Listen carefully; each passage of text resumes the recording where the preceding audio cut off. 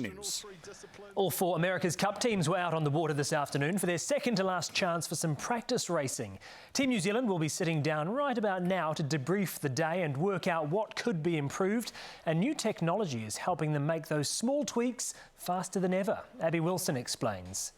Team New Zealand finding speed on the racecourse, and in this game there's always room for improvement. Often our sailors, for instance, will come in and say they having difficulty in a manoeuvre because of the positions of the buttons, or there's a huge amount going on in the cockpit and they want controls in a different place. In past campaigns, that's meant sending designs away for new parts to be manufactured elsewhere.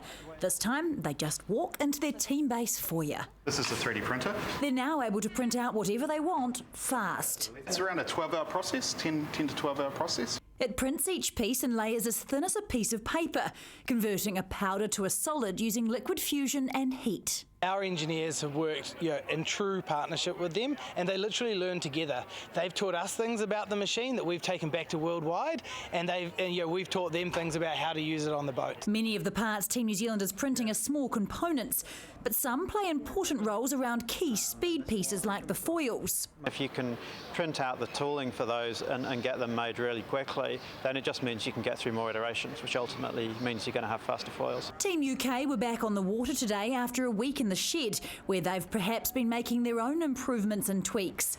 This afternoon, all four teams headed out for practice, but once again, Ineos had to be towed back to base. Probably not a good sign, considering the Auckland World Series begins on Thursday. Abby Wilson, One News. It's the new. With the start of the Pre-America's Cup Regatta just 3 days away, there are major concerns over Team Ineos UK. The British syndicate has been slammed back home, their boat being called a lame duck as technical issues have kept them off the water in recent days. So they've turned to New Zealand rugby legend Dan Carter for help.